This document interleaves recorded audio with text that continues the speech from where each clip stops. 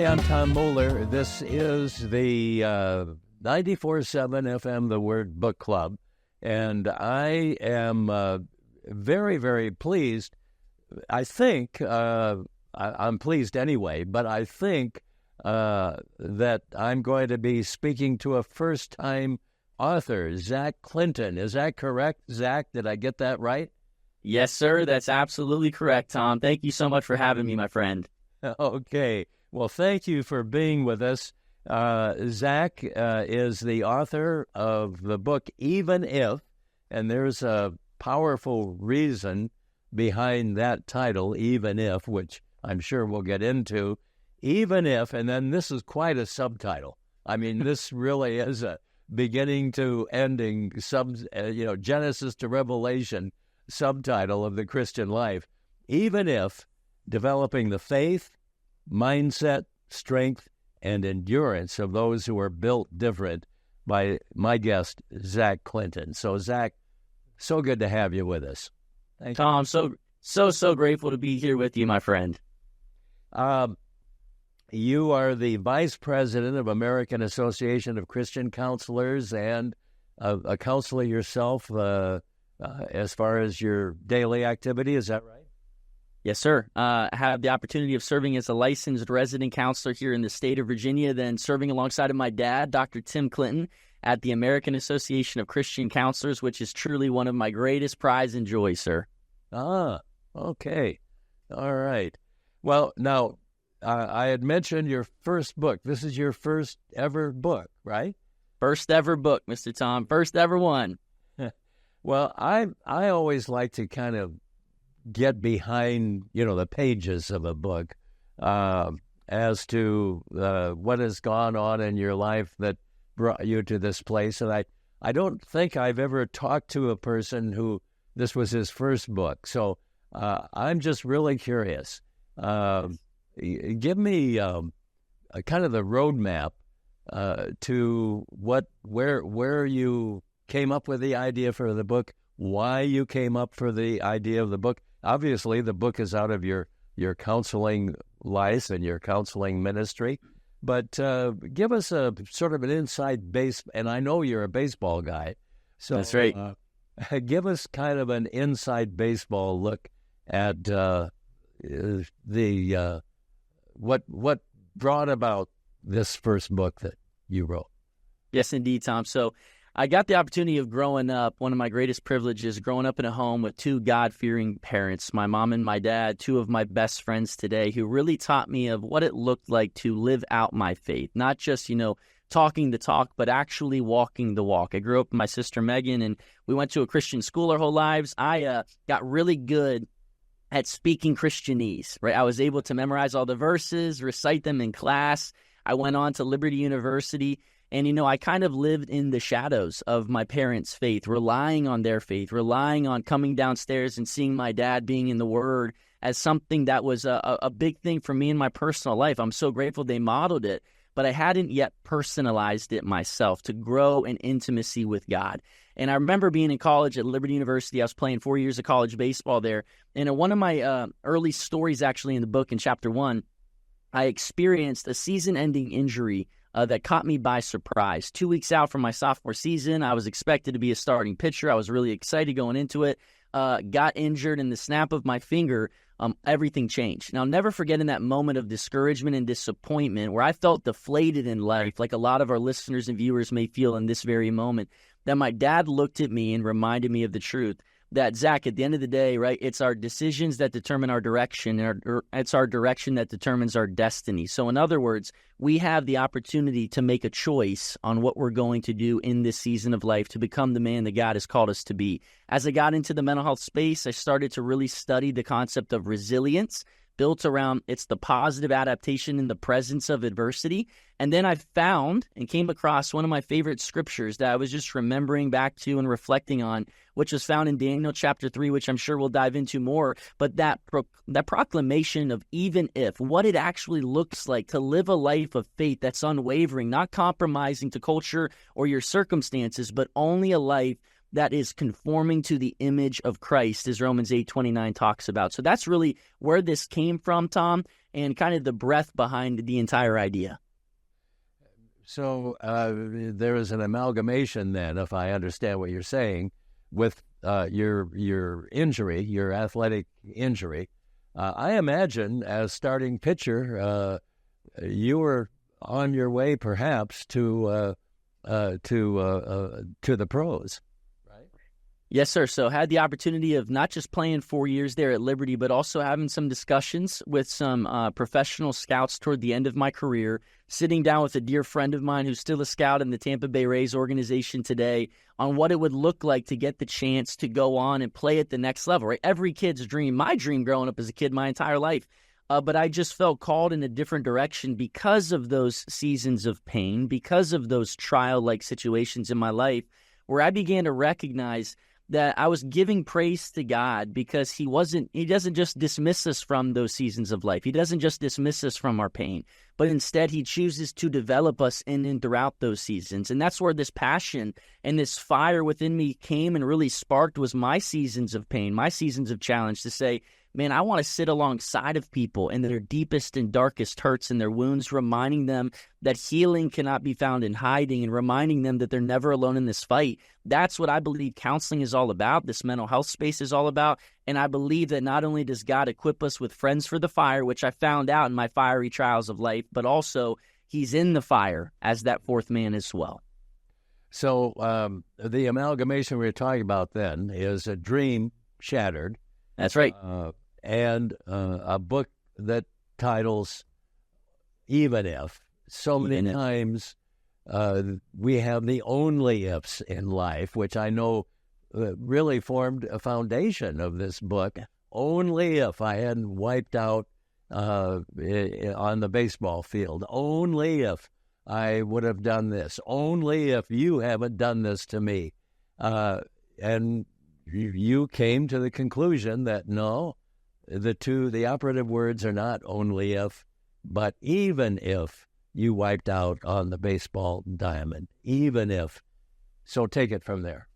Yes, indeed. I love to remind people that it wasn't a dream that died as much as it was a dream that was deferred, right? That God still utilized the dream to help people to get to a level of walking alongside of people in their brokenness. It just wasn't on a baseball field anymore. I believe that everybody hangs up their cleats at some point in life. Mine were hung up after my college career, not after a professional career, but I'm grateful for the chances that God has equipped me with now. And as you're mentioning in Daniel 3, just to give our listeners and viewers a little bit of a backstory, Shadrach, Meshach, and Abednego were living in the days, the empire of Babylon. King Nebuchadnezzar back in those days decided that he was going to build a massive pillar of the gods that he chose to worship. It was a golden statue, 90 feet tall and 9 feet wide. And upon the sound of music, everyone in all of the entire empire of Babylon was supposed to bow down and worship his gods and worship, in a sense, his name. Except there were 3 people that refused to do so. Again, they didn't conform to the culture. They didn't conform to their circumstances. They wanted to stand and not take a knee to anyone besides the Most High God. So he calls Shadrach, Meshach, and Abednego into his presence, and King Nebuchadnezzar is probably frustrated, probably embarrassed and humiliated, and he asks them, is it true that upon the sound of music that you guys don't bow down and worship this image of gold I put up before you? I'll give you one more shot. If you do, and you bow down and you worship, very well, right? You're, in a sense, becoming subservient or obedient to me. But if you don't, then here's what I'm going to do. I'm going to throw you all into a burning hot fiery furnace. And Tom, I don't know about you, but I know there's some listeners and viewers out there that's like, man, that sounds crazy. What an ultimatum. Maybe just this one time I would have bowed down. But these 3 men, I love the way they responded. They said, King Nebuchadnezzar, you don't even have the right to approach us about this matter. In other words, we've already made up our mind. And then they give us a 3-tiered prayer that was transformative in my life, and I pray it is transformative in the life of every listener and viewer. They said, not only do we believe that our God is able, right? They had the confidence that God, who has the perfect track record, who has always come before, who walks alongside of us every step of their life, they believed he was able to do something about this. But then they said, we believe that he will deliver us from your majesty's hand. So they proclaimed with confidence that God was capable and he was going to.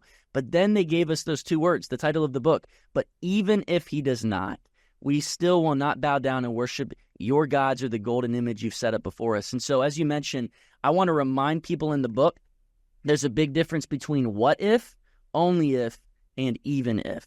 A lot of people, Tom, live in this stage or state of analysis paralysis, so afraid of what could happen tomorrow, it leaves them living idle lives that are paralyzed in the day and age. That leads to a complacent faith. I don't want a complacent faith. But then only if, as you're saying, very result-driven, very, in a sense, comfort-seeking, only if it's comfortable, convenient, works out in my favor. That leads to a contingent faith. But then it's the even if individuals. Even if it's hard, even if it hurts, even if it's the road less traveled, even if I don't get out of life what I was hoping, expecting, preparing, or praying to get out of it, I'm going to stay true to my faith, to my family, my friends, and to the standard within me, rather than succumbing to the expectations, opinions, or circumstances around me. Because even if, Tom, leads to a courageous faith, which should be the goal of every believer, son and daughter of God.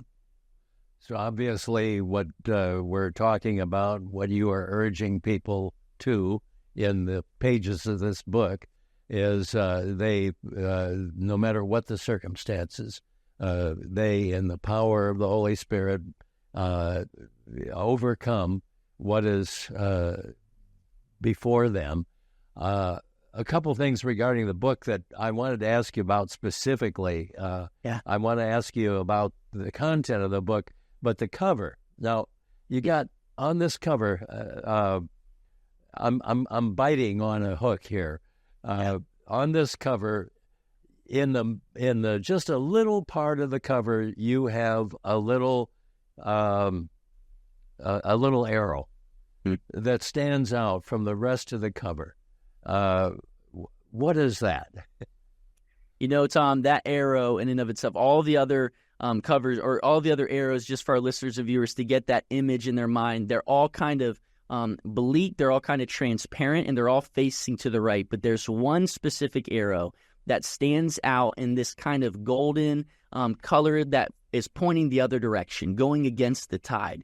And so what I kind of wanted, and I'm so grateful for our graphics design team, who are a lot more talented and creative than I am, Tom, was this idea of being able to recognize that why fit in when we were born to stand out? Culture and society will do everything to try to make you fit in, to try to make you conform to whatever preferences over principles. But I want people that proclaim even if, that are going to, in a sense, push against the tide, that are going to stand up and step up for such a time as this, speaking up on behalf of truth and for the sake of truth during this day and age. I believe that's what Shadrach, Meshach, and Abednego did way back thousands of years ago, and I believe that we all have that same opportunity to do that in the day and age and culture and society that we live in today.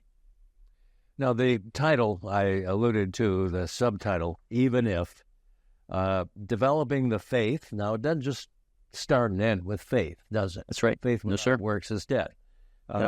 Developing the faith, the mindset. Boy, there's a strong aspect that you have in your book anyway. The mindset that you are going to succeed, not just for success, the purpose of success, but for the purpose of God's success, whatever that success might be in your life. So it's far beyond just how to achieve whatever goal you want to achieve. The strength and the endurance, developing the faith, the mindset, the strength, and the endurance of those who are built differently. That's your subtitle, and that, I'm assuming, is the promise of your book as people prayerfully take in the things that you're wanting to teach them out of that book. Absolutely, Tom. It begins, as you mentioned, with faith, because I wanted to anchor it in the hope of the gospel of Christ. I share a story early on about a dear friend of mine, Dr. Rick Rigsby. And Dr. Rigsby, he actually ended up losing his late wife, Miss Trina, to breast cancer. He watched her have this massive bout with it and watched her struggle day in and day out. But then eventually, as the Lord called her home, he found himself on his knees weeping out at the foot of her casket.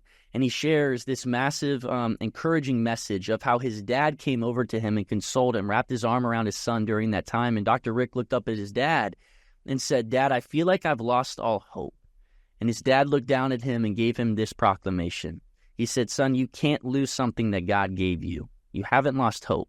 You've simply lost perspective. So it all starts in the anchor of hope and recognizing that hope can never be lost. Sometimes it just needs to be redirected, because hope is a person and hope has a name, and that name is Jesus. So when we recognize that as the foundation of our faith, that's where I'm saying I believe then it changes everything. And it changes our perspective and our mindset. It changes the strength that we have, because we recognize we can't do it on our own strength, but only by the grace of God, which is sufficient for each and every individual out there, no matter their past, no matter the decisions they've made, the mistakes they may be thinking that they've made, that His grace is sufficient for us. That's the strength that we get the opportunity of living with. The same resurrective power that rose Jesus from the dead can live and breathe within each and every one of us, but then also the endurance. And as you mentioned, it's one thing to have faith. It's one thing to have hope, but hope doesn't produce change. Habits do. I'm reminded of a quote by Aristotle. Aristotle says this: excellence is never an accident. It is the result of high effort. It is the result of intentional execution. And it's the greatest, in a sense, choice among any of the other alternatives. And then he goes on to say this word: choice, not chance, is what determines destiny, dreams, and values. So in other words, anything worthwhile is uphill. I want to remind people in this book that at the end of the day, let's not allow the problems of life to override God's promises within our life. Let's cling true into the promises that God offers us in and throughout His Word. My guest is Zach Clinton, who is the author of Even If, Developing the Faith, Mindset, Strength, and Endurance of Those Who Are Built Different.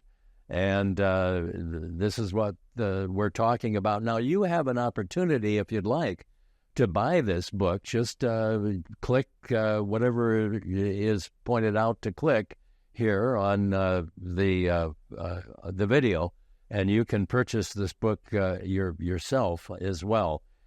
Zach, we mentioned that you were and many ways still are, I'm sure, an athlete.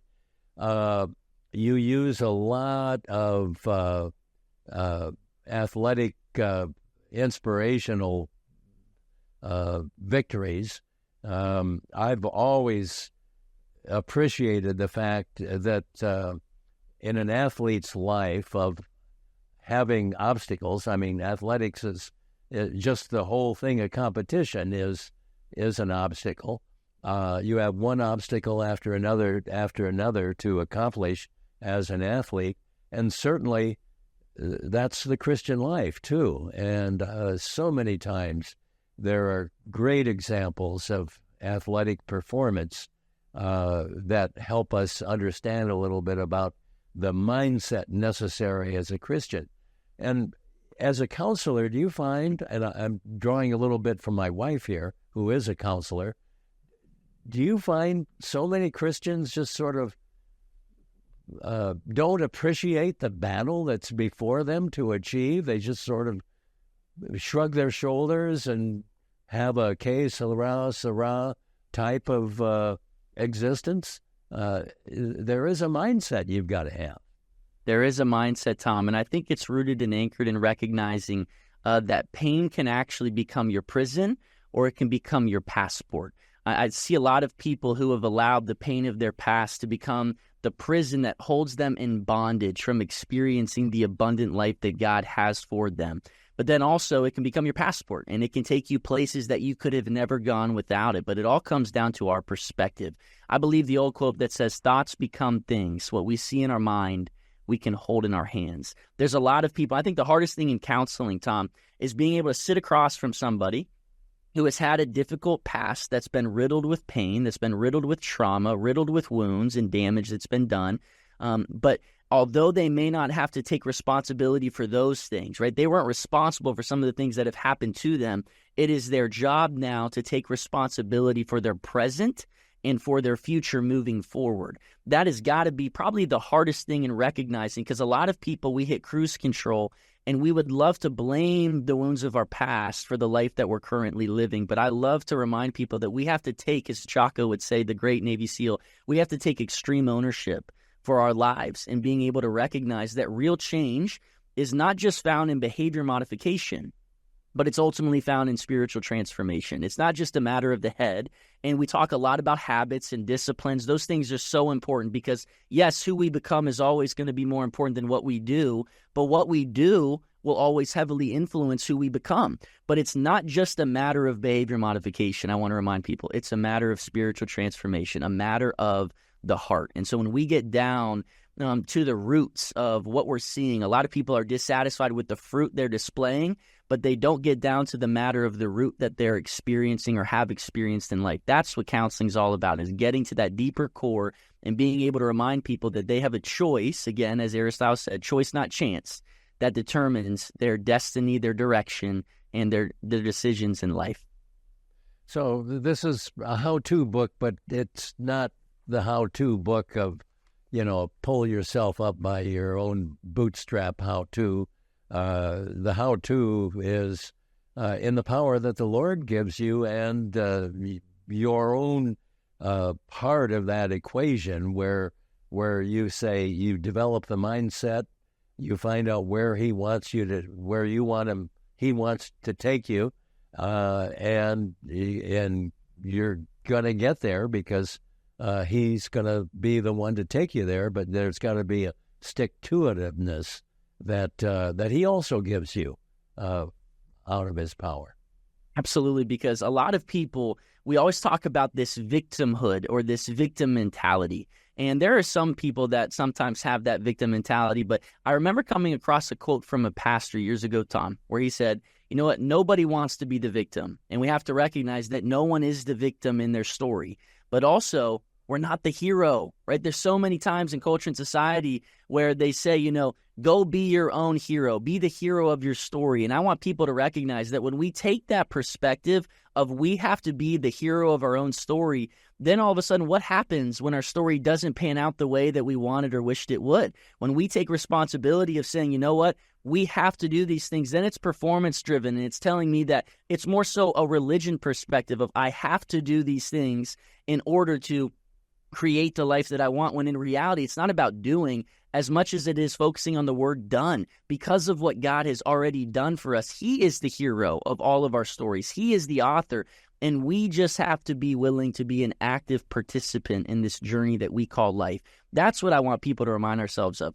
God didn't come to free us from the fight. He came to free us for the fight. So let's step up and let's be active and willing participants, taking responsibility, taking ownership, and controlling what we can control, while also offering these things as a living sacrifice over to the Lord every day.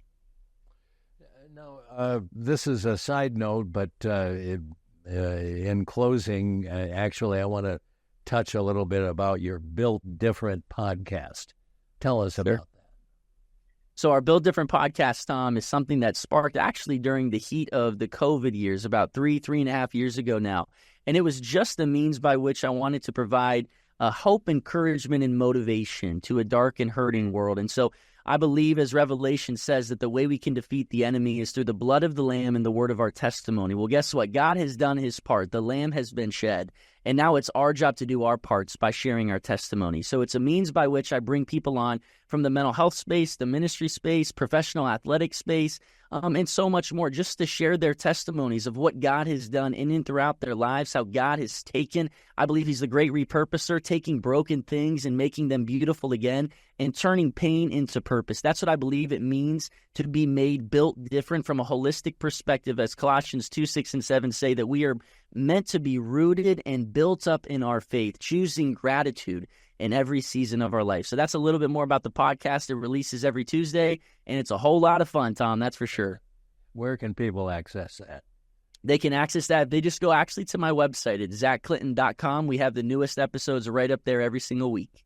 Okay, Zach Clinton, Z-A-C-H, Clinton.com. And yes, sir. You can see that podcast there.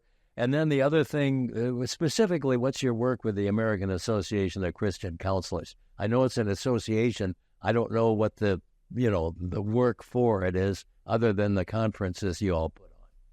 I appreciate that question so much, because as we've noted over the last several years, we've moved from a mental health crisis into a mental health disaster. Things like anxiety, depression, addiction, suicidality are all on the rise. And the month of September is recognized as National Suicide Prevention Month. And so a lot of what we do here at AACC is, yes, we have our events through AACC. We have our different ministries, Extraordinary Women and Ignite Men's Impact Weekend. But we also do a lot of course content work, so an educational arm through Light University, to train up a body of First Arm responders and believers that are going to be able to provide competent faith-based care to meet the needs of today's generation. So that's Light University, our educational arm, but also membership opportunities for professional people helpers out there. We want to equip them. We want to educate them. We want to empower them. We want to encourage them with the resources to, number one, bring awareness to the needs of today's generations, but number two, bring access through both resources as well as training the individuals to shrink in the gap between those needing help and those offering it every single day.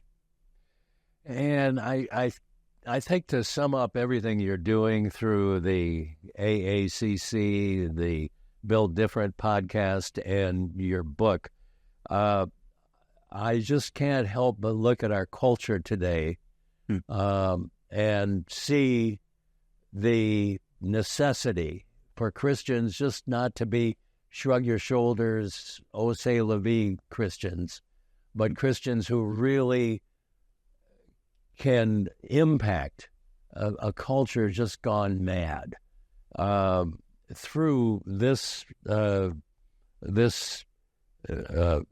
faith, mindset, strength, and endurance of people who are built different, a power that you want to bring about through this book. And I would say in closing that if you are watching this and if you're feeling a stirring inside of you that says, I really want to function more powerfully in our culture, regardless of whether it's a mental health thing that you had just said, Zach, or whether it's a political thing, which is a mess and which has absolutely no understanding of the godly principles that God wants society to be governed with, or any other sphere, but you need to take on a mindset and a power such as the fiery furnace, that Zach alluded to. I'd recommend that you check into this book. Zach, give me a closing thought for the audience regarding the book and what you want to see accomplish in people's lives. Yes, indeed, sir. Tom, thank you again for the opportunity just to having joined you today. But our last closing thought I would say is that we need God's chosen remnant for such a time as this, and that God truly has promised us an abundant life if we would be willing to press in and to tap into it. And I'll leave people with this, because times are difficult, times are tough. It's unprecedented times that we're seeing ourselves in, a lot of fear, a lot of hardship and uncertainty. What I would say is that God never promises peace right from the fire, but God does promise his perfect peace in the midst of it. And as Max Lucado once said, sustaining grace. Not only does he offer us saving grace through the gift of salvation, through the power of sending his son to die that substitutionary death in our place, but he also offers a sustaining grace that says, even though he doesn't promise us the absence of pain in this life, he will always promise his presence in the midst of our pain. God is with you, he is for you, and he would never lead you to leave you. Believe that truth in and throughout your life today. My guest, Zach Clinton, author of Even If, Developing the Faith, Mindset, Strength, and Endurance of Those Who Are Built Different. Zach, thanks so much for being with us. Tom, my friend, thank you so much for having me. I love what you're doing. I do too. I'm Tom Moller. This is the 94.7 FM, The Word Book Club.